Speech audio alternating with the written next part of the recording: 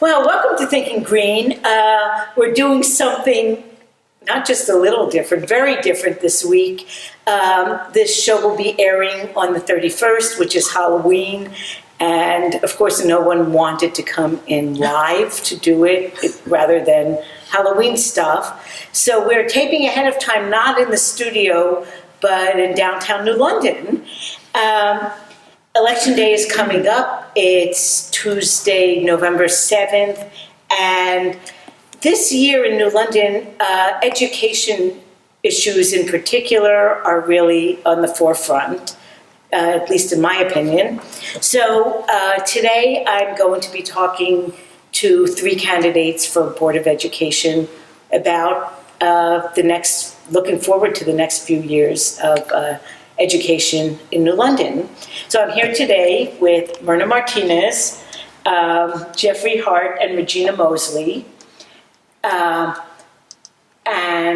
all 3 of them are candidates on Board of Ed, for Board of Ed. And later in the show, we will show you what the ballot looks like so you can find the names of any candidates you want to vote for on the ballot. So welcome. Thank you. Hey, Ronna. I guess we can be pretty informal, but maybe if each of you just kind of introduces yourself and say whatever you want, either about why you're running or what your goals are or what you've done in the past to bring you to this point.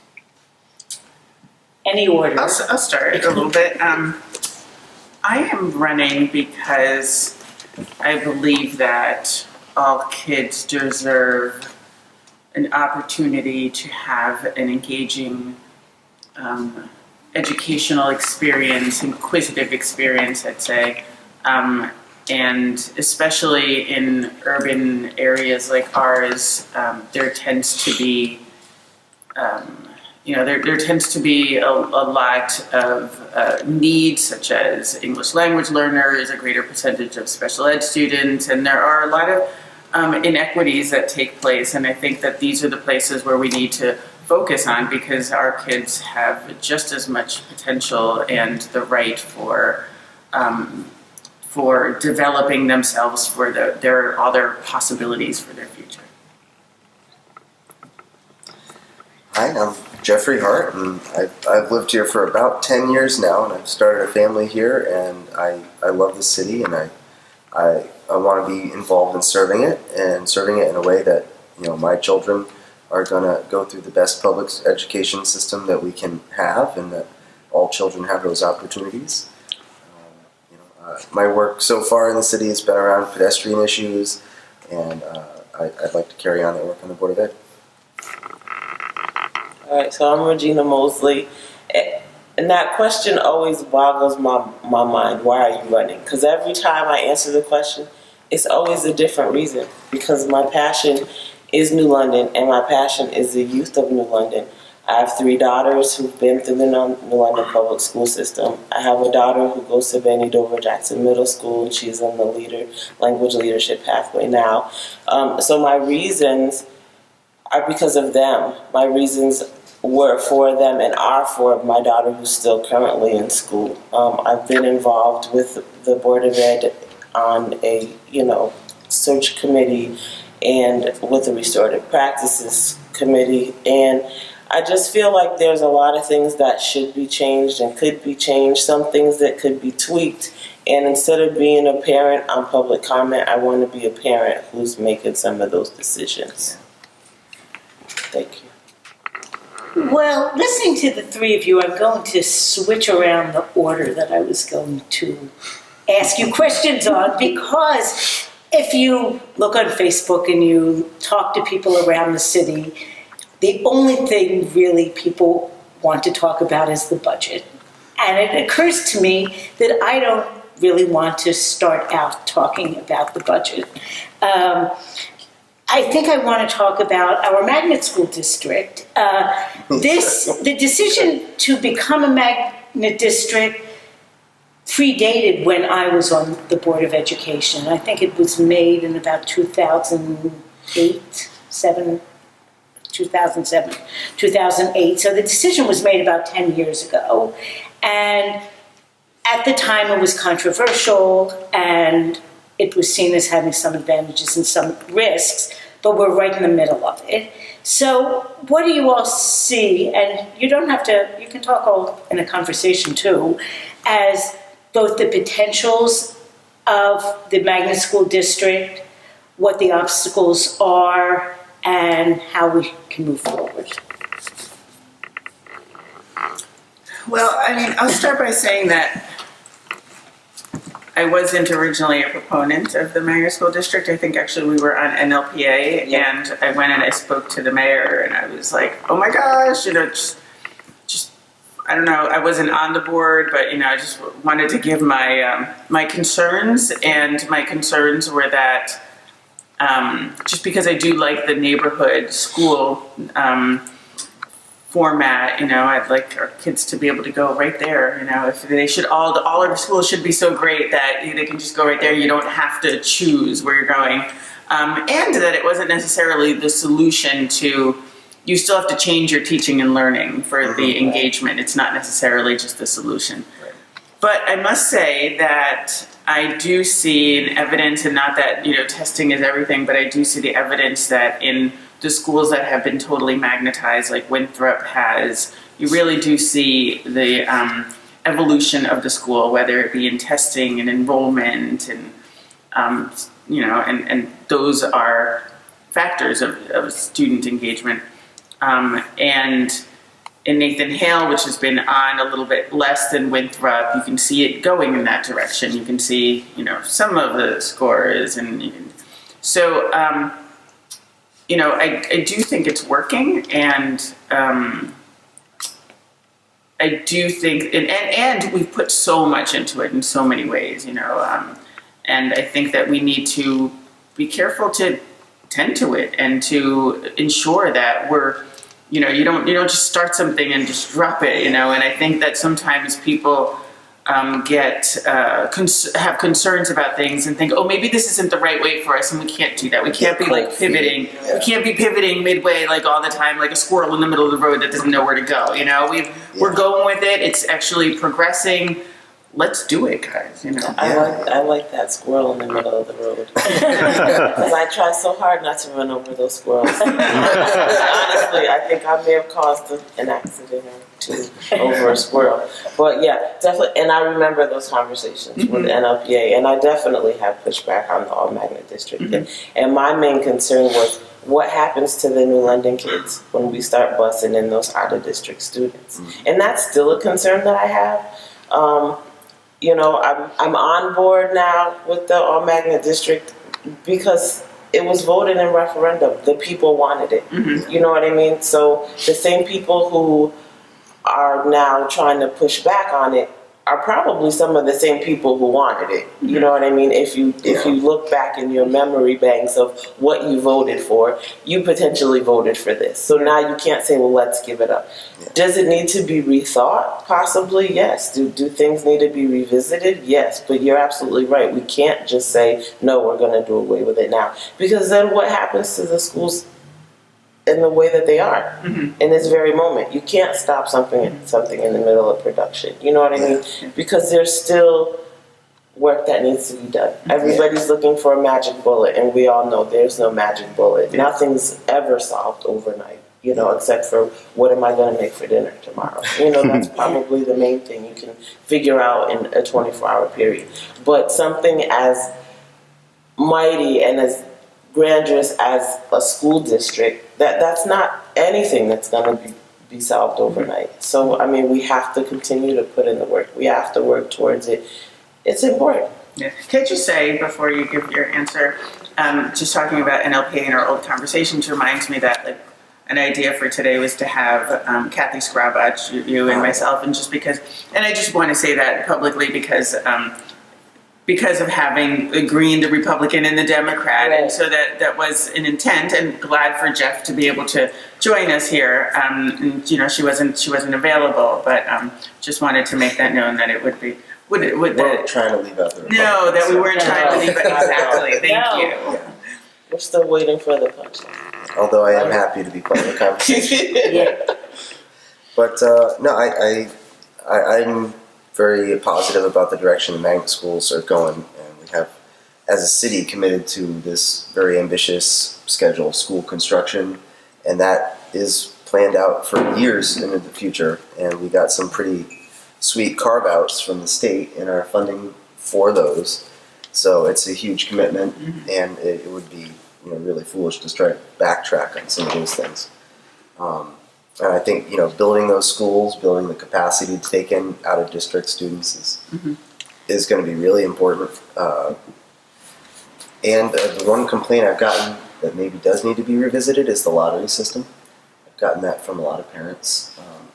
And certainly when the students were talking about the disparity between the public high school and the STEM high school, the non-magnet versus magnet high school. Well, that's interesting because Right.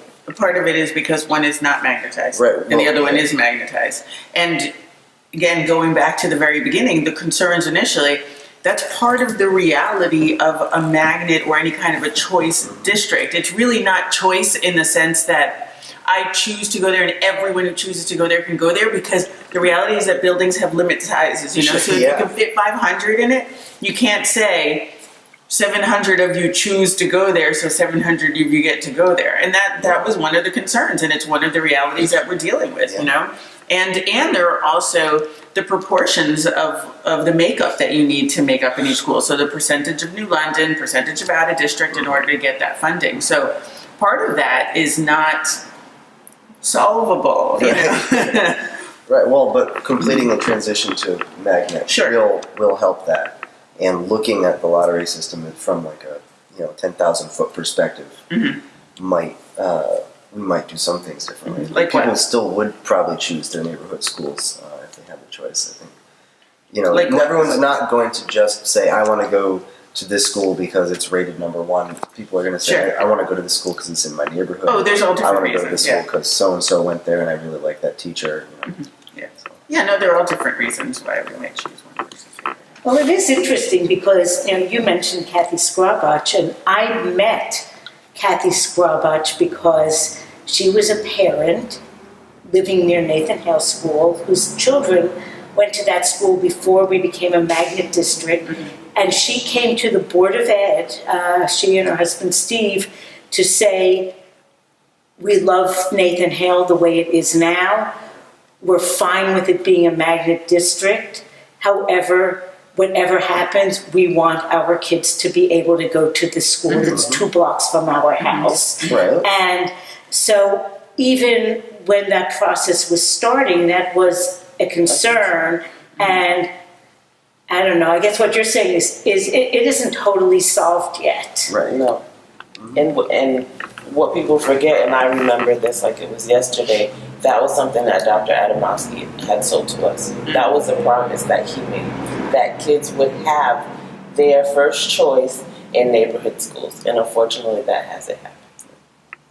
Now, it's interesting to me, listening to you, that the idea of bringing students from surrounding districts, to New London almost seems as though history repeats itself for me, because I'm old enough to remember going to school in the 60s when the urban schools were considered far superior to the suburban schools. And when I was in high school in Philadelphia, my parents were looking for houses out in the burbs because that's white people did, frankly, in the 60s. And I remember thinking, don't move until after I graduate because I'm going to Philadelphia High School for Girls. It was a public school. We had girls from all over the city. And I had a couple of friends who lived in the suburbs and went to the comprehensive high schools. And like everyone was a fish out of water there. And so this almost seems like we might get back to where city schools are considered superior to the offerings in more rural areas or more suburban areas, which has not been the perception over the last 20 years. I won't say whether it's been the reality or not, but it certainly hasn't been the perception that the city schools are better. But we certainly have the best food of any school, probably in the state and maybe in the country. And one other thought, as you were talking about it, and this goes into the city side a little bit too, as we talk about operating things more efficiently, the idea of regionalism has come up in ways beyond education. Do you see any way that our magnet system could help, I don't know, maybe pave the way or give some kind of way forward to regionalize in other ways? Yeah. I mean, I know we weren't going to jump right into the budget, but I'm sure We can get there. we're going to touch whenever. that on this one because, before the 60s we had a county government. A lot of states do have county governments, county school boards, and when you talk about urban schools being an example, being like a high achieving, high talent pool to draw from, place to learn, that's, it's not entirely funding, but it is funding. And, right now with property taxes, all of the services are being provided by the cities, tax-free for the suburbs, and we're paying for them with our property taxes, and we're not getting reimbursed from the state at any kind of, reasonable rate. So there's kind of two different ways to Sorry, go. this fly is annoying me. What did you say? I missed something. I was just trying to figure out how to get the fly. About what are we not getting reimbursed for, and what are the suburbs getting? As far as the city is providing so many services that all the suburbs, The enjoy. hospital. Oh, okay, The okay, hospitals, okay. the colleges, and all Okay. that stuff. I know it's a tired point in New London, but it's worth saying over and over again. Sure, I'm sure. not sure if every other town understands that. Yeah, we are subsidizing the region on many levels. Absolutely. Right. And we're not getting reimbursed from the state for it. And so there's kind of like two different ways, and either one would work if you're looking, from an interest-based point of view, like let's get to the right goal. If the right goal is an equitable funding for all the schools and urban schools that are, providing for every student in the region, then you could either go to a more regional model as far as funding, and you could go to county or regional taxing, which would spread out that property tax burden, maybe save the property tax system, which is not sustainable in its current form. Or, and the state seems to be, leaving magnet funding alone. I noticed in the budget, ECS was flat funded for us and cut for a lot of other towns. Magnet funding wasn't touched. As far as I could tell, and I'm going to dig further into it, but, just looking at the top line item, it looks Yeah. like they didn't reduce that. I don't. And, there wouldn't really be an equitable way to reduce that. Okay, so I don't know specifically what line you're looking at, but I do know that this past year, the FY17, we didn't know about certain magnet reimbursements until we got an inkling in March, and I think it was in April or May that we actually knew what exactly our number was going to be. So, Okay. I'm not sure, but it's a difficult one. Going back to that magnet transition. It was a commitment from the state that if we, then they, type of a thing. And we are really working for our part, to make sure that we have the numbers and we really need that, we really need them to follow through on their side because we have been on the city, we are not getting 1 cent more right now from city taxpayers, and I'm a taxpayer. I understand it's not necessary that I want any more. We're actually getting less because of the public works for the maintenance for the schools that has been completely cut. But so therefore we are depending. I mean, we still have costs that increase in contracts and in developing our programs, and we need to know that commitment for those magnet funds that will be followed through with. Yeah, I was scared that they were going to touch it, but so far so good. Mm-hmm. I don't know. I don't want to cause an awkward exit, but if you guys did want to look, I have the budget with comments. If you guys want to get in anything specific, it could be fun. Fun. I guess fun that's the right why you're word? running for board of ed, because you consider that fun. I may be letting more about myself out then. Well, one thing that's been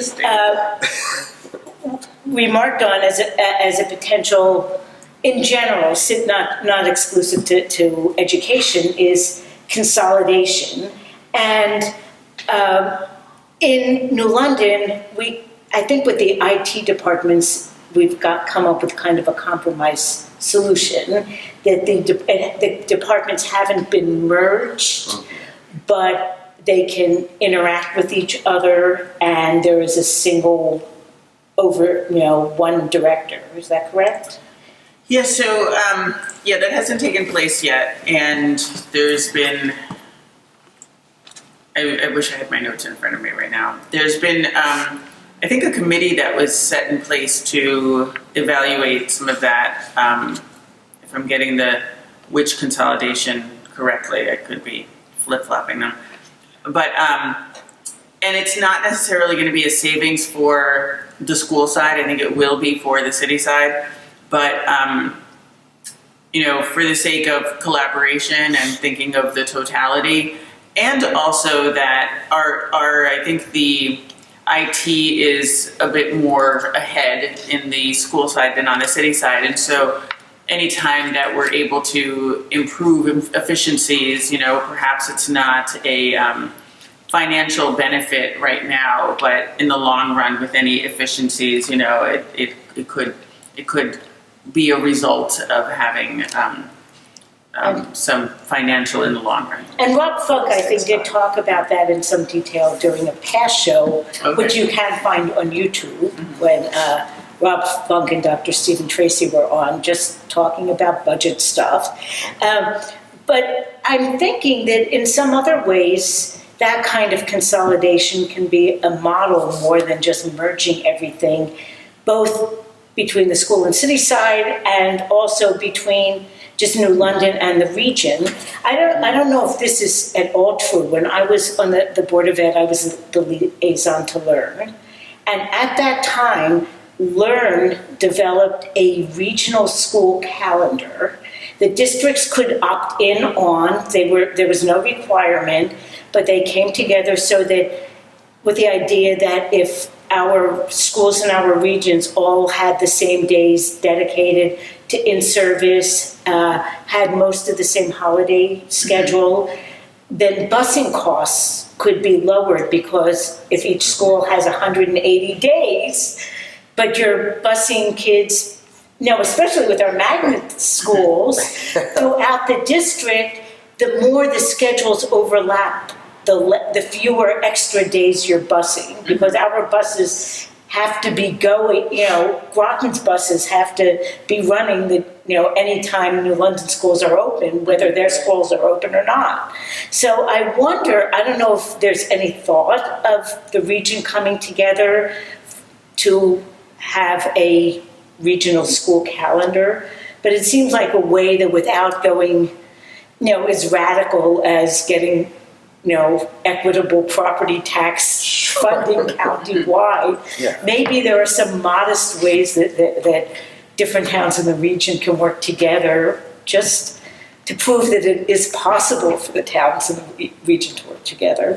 So, Yeah, I know that's been being worked on for the longest time. I guess now for 10 years. Yeah.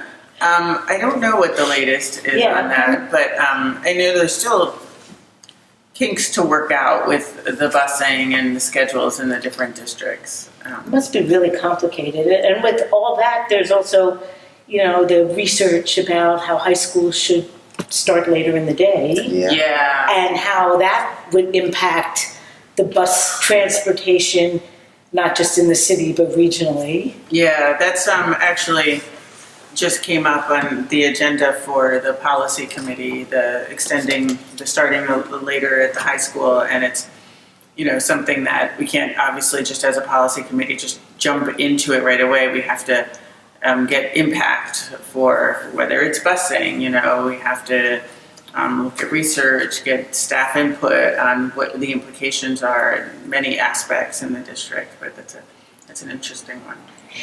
Well, okay, now thinking back, at some point the issue of equity issues within our school system came up. And I wanted to talk about that because we obviously haven't solved it all. And two of you were involved with founding New London Parent Advocates, largely related to issues related to suspensions and push out and loss of credits and other kinds of disciplinary and other issues that seemed inequitable. What's the current status on the board and what still needs to be done? Well, as far as current status on the board, I'm not on the board Well, yet. So within the schools, as someone who follows the board, what would you say needs to be done and what's happening now? I think, what's missing is the voice of the students. So I know at one point there was a youth that sat, with the board as kind of like the student liaison of what's happening. I would like to see that re-implemented. Only because we on the outside, we only get a glimpse of what's happening on the inside. There's not all the teachers coming to report, this is happening in my school, and the superintendent or interim superintendent may not necessarily be letting us know everything that's going on inside the building. So I feel like the students who are being directly affected, they need to have a voice. They need to sit at the end of the table. They need to be able to report back what's happening. That's the only way we're going to be able to effectively make sure that those policies that are put in place are being followed. That's the only way we're going to be able to keep, people accountable for what is written in the policy. I hear reports that it's better. I know that restorative practices are working at Benny Dover. I'm really a proponent of getting in there. I know the policy's being worked on now, again, the wording. I'm a proponent of the wording being changed, again, to add teachers to this policy, to add administration to this policy. Because recently we were at a Board of Ed forum with Hearing Youth Voices, and they were talking about the teachers, not necessarily holding the students who are making racially disparaging comments accountable, because what's being said is, well, I didn't hear it, so it didn't happen. But just because you didn't hear it doesn't mean that it didn't happen. So you as an adult, whether you heard it or not, it's your responsibility, and even us as parents, call it on the carpet. If you see it or you don't see it, but it's being reported to you, it's your responsibility to say something.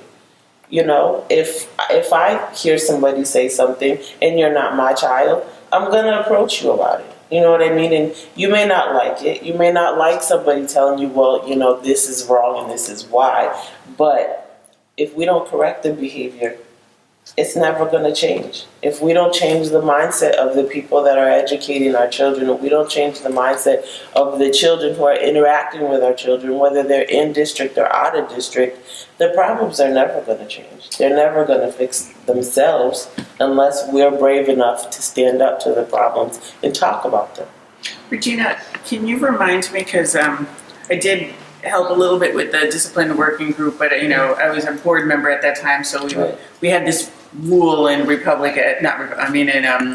London Parent Advocates that we didn't if you want were elected, you had to step away. Even administration, right. We didn't want administration on being a part of the group because it could create a situation where parents and family members didn't feel like it was a safe space yeah. where there'd be pressure from administration. So I had to step out of New London Parent Advocates. But there was a point during the Discipline Working Committee where you did invite some of the people from the district to be a part of it. And so I did go to a couple of those meetings, but I wasn't a regular part of it at that point.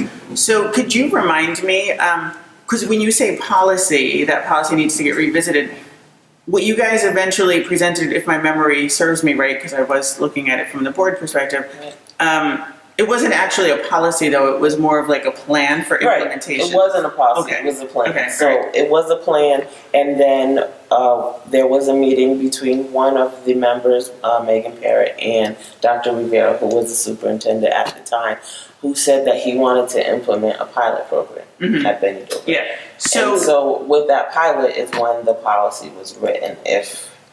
Correct me if I'm wrong, I may be wrong. Yeah. No, so where we're at right now is that we've been talking about redoing our discipline policies. And for instance, the one that came in front of us was suspension and expulsion.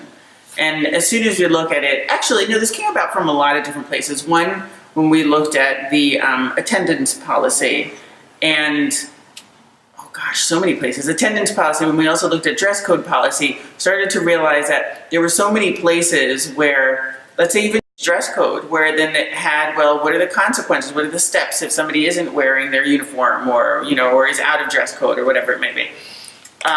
Because there isn't a uniform at the high school.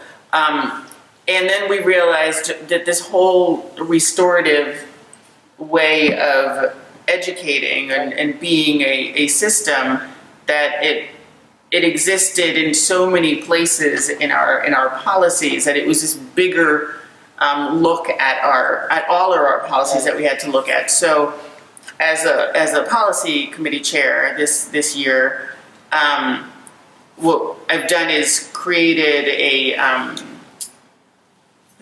not necessarily a calendar, but an organizational chart for all of our policies, and we are, the last meeting that we had, we met with Christina Jordan, the head of student services, and we're looking specifically not at the suspension and expulsion policy, but thinking about this on a greater, not even discipline, we don't even know what it's going to be called actually, but it was just approaching what do we do to approach this at a systematic level. So we are going to be getting a team together from different schools, from different representatives from the community, and revisiting what does this mean to turn this into a school that has that respectful kind of a model of what restorative practices would mean, because restorative practices isn't just responding when there's a harm, but it's also building community in order to understand one another and have a space where there are less harms that happen, or that we're also in a certain place that we know how to communicate once, if and when something happens, and so where we're at is actually, I think a good thing is taking it back and saying, okay, now this is no longer something that a group brought to us, but we're, I think, taking it to that next step of looking at the whole entire system and how do we approach it. And last meeting, luckily, I'll say that I'm pleased with our interim superintendent, Dr. Tracy, said that he was more than happy to take this on himself, that it was an area that he really cared about. And so, hopefully, depending on who's on, part of what we need for so many of our policies, I'd say actually what I initially thought of when you were asking your question was of the equity and diversity policy, and how, I think it has a lot of merit to require us to look at what are, the microsystems in place that for us to evaluate when there are discrepancies, and therefore say, how do we change those pieces that allow for those discrepancies to take place. And that's a great policy, and this could be as well. But what's really important, and what's the opportunity that we have right now on November 7th, is that we do need a strong team in place that will help us keep those policies that will help us keep the system be accountable and say, like, no, this is what we have. Let's go through with this. We put this policy in place for a reason. Let's follow through with this. Let's build on it. Yeah. So I see this as such an opportunity. Clarifying, because when I remember my school experience, my guess is it hasn't changed very much. The traditional discipline is just a series of escalating steps with suspension and expulsion Right. at the bottom, right? And Right. any misbehavior, if it's repeated enough, so many repeated offenses, they will ultimately suspend or expel you, right? And there are still people that have been using that system for so long, and it's so ingrained in and believe in that system. What's it going to take to change that? And especially if we are having trouble retaining new teachers, if we're training new teachers in restorative practices, is it going to reach a critical mass where you can say, okay, the culture is changing? How much effort do we spend retraining old dogs to do new tricks, essentially? How I'm not hard quite is that? sure I mean, how it's an hard open is it question. to Well, I think like once you put something in place, like I'm thinking about it from my professional experience in the school as a teacher. So I'm going to think about it from that the more basic unit in the school, is your classroom, right? I'm thinking of getting a new group of kids, and they have their ways and they're used to school being in a certain way, and here comes Miss Martinez, who's giving them jogs in the class, who's saying, no, you're free to pee. In other words, there's no passes or whatever, has this different way. And in the beginning, there's some like, wait a minute, let me play with this, there's pushback and all of this. But eventually realizing, hey, this works for us, this works for everybody, this is a more comfortable place, then the pushback actually becomes, no, let me help you. Let me help you implement this with other people if it's something that's really working, is my feelings and my hopes for it. Well, it's a pilot. There's a pilot program now at the middle school. Were there plans in place from the beginning, or do we still have to put plans in place to figure out what the outcomes were and to figure out what the next step is to expand it, eventually system-wide? Restorative practice is great at the middle school, but we need it everywhere. Yeah, there's still quite a bit of training that needs to be done. I don't think it's quite, and you have your child has been there longer. I haven't actually heard anything back from my child. They started advisory, but they didn't start it, I don't think, the first month, from what I've been communicated back as a mom. So I don't know if you can tell me differently. But from what I hear, we need more consistency. Right? Okay. So I'm hearing right. We need more consistency, and there needs to be more training. I think Nathan Hale has been a school that has had some training and has been really excited about it and wanting to get more and become more involved. I know that there actually is more training I was invited to it, but not a great day. On November 7th, then they have professional development, yes. and where they have professional... Really? You don't have to do anything for November 7th. Well, no, they have professional development since the kids aren't going to be. It's just not something that I can attend that day. But so there's been some movement, but there's a long way to go. And I do think the policy angle and understanding all of the other places that it encroaches on, and that's not really just about circles. It's not really just about circles, that it's a really all over school environment on how we approach things. When I was on the board, the first issue I had really was that the uniform policy was for elementary school kids was very punitive. It was like, this is awful. I said, these kids aren't purchasing their own clothes. And I just want to circle back to some things. I like the fact that it's being looked at, let's just call it globally, for the sake of argument. But I think too, in again adding the teachers and adding the administration, because to Jeff's point, how hard is it to teach an old dog new tricks? It's hard. If there's no one there to keep them accountable, it definitely is hard. If no one's, saying, listen, this is how it's supposed to be done now. Do you need extra help in training? You know what I mean? I think a lot of times we're not taking the extra moment to ask the teacher, do you need help? We're asking the students and we're asking our children, do you need help? Are we asking the teachers, do they need help? You know what I mean?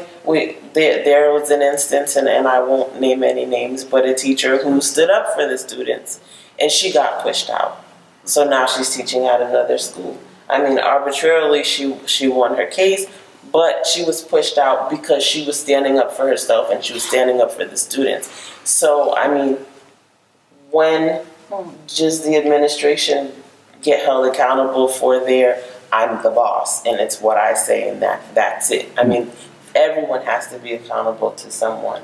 So I feel like, there's definitely got to be wording somewhere in a policy that says, you have to report back on what's happening in your school. You have to have an open door to your teachers and be willing to listen to them and have those courageous conversations, so that if they say to you, you made me feel like this, you're not going to say, well, you need to get out of my school. I don't want you teaching here anymore. You know what I mean? There comes a level of professionalism, where you can't take everything personal. Everything can't be looked at as, well, it was a personal attack against me because she didn't or he didn't like my teaching style. You know what I mean? There's a fine line, but there is a line, so everyone has to be accountable and everyone has to be held accountable.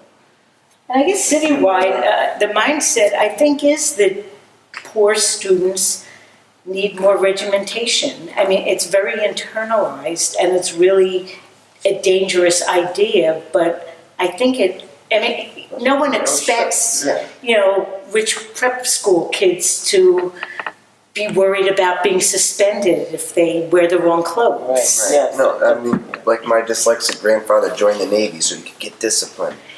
But I mean, if you assume, though, to speak to what Regina said, if you assume good faith on both the part of the administrators, the teachers, and the students and the parents, for that matter, these really deeply held beliefs, their concerns are that lax discipline is going to destroy the culture, and that may be wrong, or we may believe that's wrong, but just telling them that they're wrong is not going to get us a culture change. Right, but it's not about telling people they're wrong, but it's about correcting the behavior. If let's say I go to Stop and Shop and I go in the 12 items or less checkout lane and I have 2 carts of groceries, and nobody ever says, this is only 12 items or less. So I continue that same behavior until somebody says to me, I'm not going to shut you out. Right. Until somebody says, ma'am, I'm sorry you took all the stuff out of your cart and put it on my belt, but unfortunately this is 12 items or less. I've been corrected. Okay. I may not like it, and now I feel embarrassed because I have to put all my stuff back in the cart. I have to go to a whole another line and unload all of my stuff again, but someone has made me reevaluate what I've done. And if no one has the courage to make you reevaluate your own thinking, even in one instance, then we're honestly failing as a community. Everyone needs to be checked at some point in their life on something. Yeah, it doesn't mean that in 2 weeks I might go back to Stop and Shop and try it again. Who knows? But in that moment, I have thought and I've reflected on what I've done. Regina, I think you're right. I mean, I think it's a cute analogy, but I think you're right. So where do you think that comes from?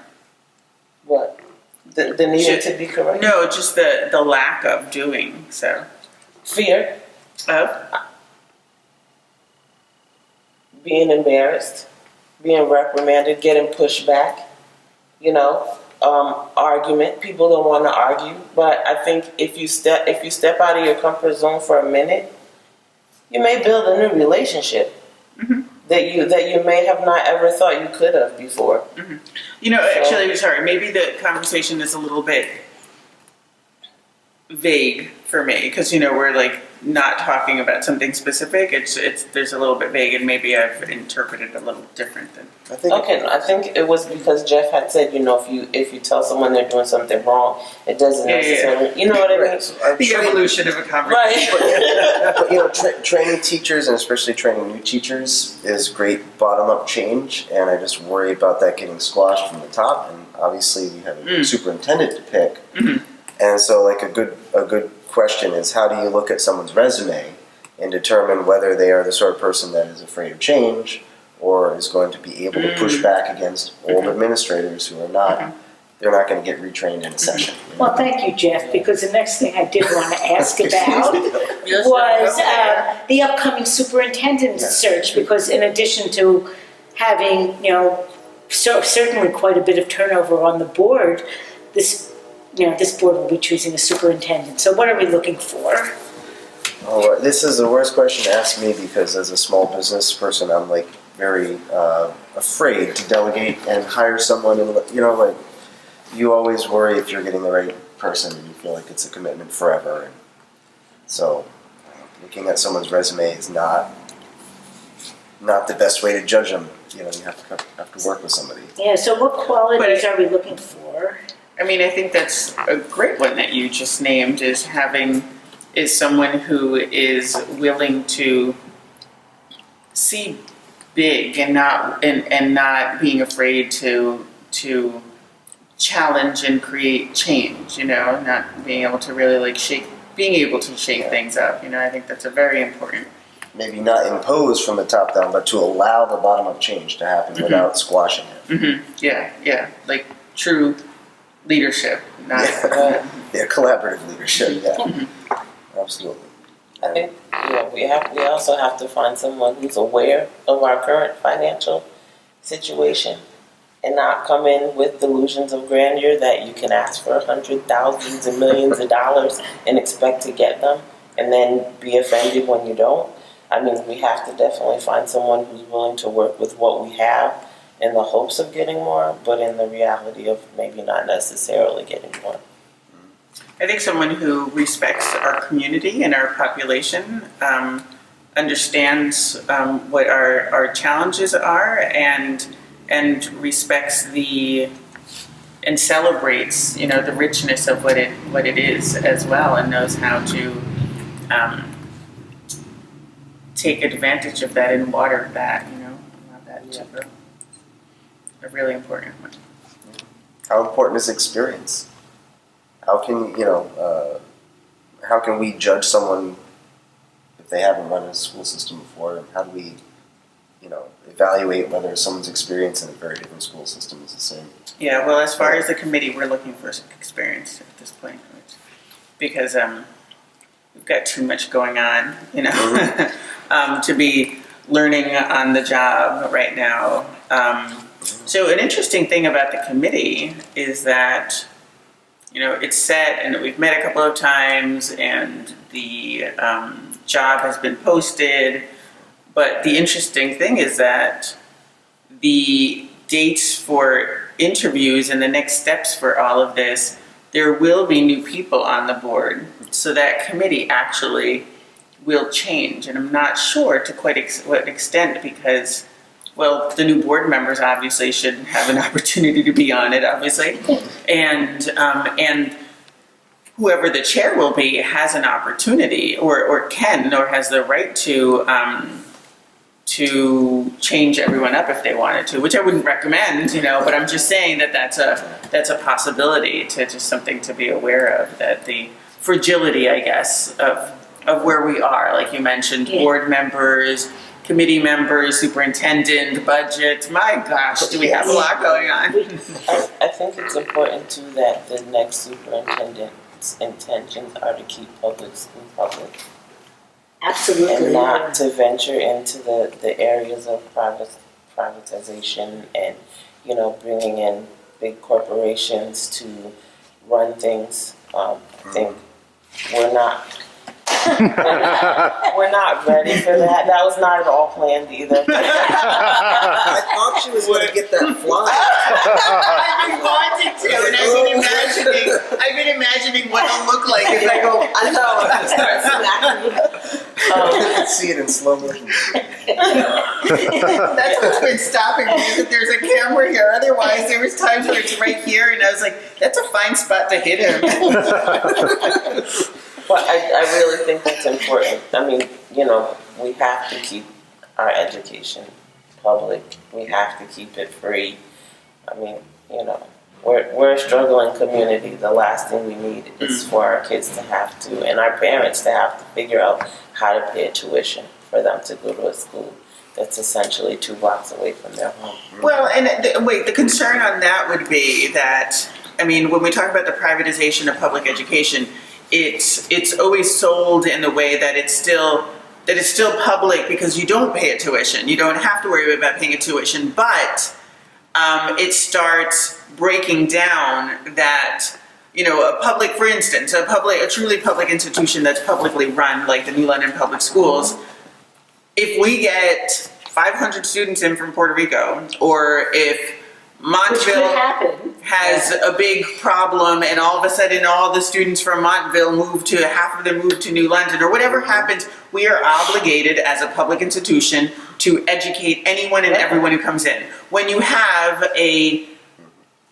certain charter, and this is not to put down all charters, you know, we have charters that started off at the very best reasons why charters were initiated, but when you have other, especially private run charters, the problem is that they're only obligated to the number of kids that they have in there. So if they're mandated to, if they say they have 500 kids, that's it. If you have an extra 500 kids come in town, sorry, that's not our responsibility. So when you start breaking apart this institution, the public institution, what happens is that on the whole, the society doesn't necessarily have access to all of it, to everything that it initially did. And there is accountability and lots of other things. So it's not necessarily about paying, but it is a concern of mine, and I'm glad that it's a concern of yours too. And I'll just give you a pushback, because depending on what corporation, if we are talking about privatization, there is always a possibility of having to pay. Okay. Well, we don't have a lot of time left, so I do want to talk a little bit about candidates. I don't think we have time for a real discussion of what voters should be looking on for when they're choosing candidates, but I do want it really clear that just voting across a line is not the way to do it. And if the Green Party does something, you know, we want to say in politics, but in a way we want to transform what city politics looks like. So I have a copy of a ballot here. We'll see if we can zoom into the Board of Ed part. You're going to have to get it all in the shade. Thank you. To notice that the entire ballot, I just think it's interesting. I think it isn't immediately noticeable that this part right here, that this line right here separates. This is your city council portion, and this is your Board of Education portion of it. But what did you want to point out? Well, partly that anyone can choose on each side up to 7 candidates. Any 7, they don't have to be all on the same row. They may be on the same column. They can be mix or match any party-wise, and I highly recommend that. So on your city council, for example, there's only 2 lines, and people can pick any combination they want of wherever in those 2 lines up to 7, and it doesn't need to be 7. And then on your Board of Education, we actually have 1, 2, 3, 4 lines and the write-in section. And show where your 3 names are. Yeah, so, I mean, I'm here, Mirna Martinez, and we have Jeff Hart up here and Regina Mosley right there. So you can go within any of those spaces and choose up to 7 individuals that you would like to choose from. I personally recommend that if you only like 4, then just go for 4. You know, if you only like So 2 or 5, where's Scrabutch? go for that. Oh, and Kathy Scrabutch is right there. There's Jeff Hart, Regina Mosley, Kathy Scrubbatch, Alicia Blake, Mirna Martinez. And then there's Eric Eric. Caprione. Eric Caprione. So choose the ones you wish, but understand that this is Board of Education, up to 7. This is City Council, up to 7. And definitely vote. The polls are open from 6 a.m. to 8 p.m. Depending on where you live in New London. People vote at New London High School, Harper School, or Nathan Hale School. If you're not sure where your voting place is, there's an online voter look up on the Secretary of State website, or I'm sure you can call any of the campaigns and talk to any of the candidates, and they can look you up. Everyone's going to have to get out the vote, so if you need rides to the polls or anything like that, reach out to the party, reach out to the candidates, and we can help get you there. And happy Halloween, and we're off to get this fly. Yes. 1 second more. On Wednesday, November 1st, here at 247 State Street, we'll be showing the movie Iron Jawed Angels. If you haven't seen it, if you have daughters in particular, this is really a movie that makes you feel like you just have to get out and vote, because a lot of people went to a huge effort about 100 years ago to get women the right to vote. It was an effort that took decades, and you just can't watch the movie and feel like you can blow off voting. So come to 247 State Street next week. Well, actually, it's tomorrow, considering when we're airing this, November 1st, Wednesday at 6:30 p.m. And I think that's it. Next week, on Election Day, will not be a live show, but it will be an interview with Maureen Connaughton and Rihanna Dias about the growing movement in New London to form a community land trust. So we'll see you then, and happy Halloween.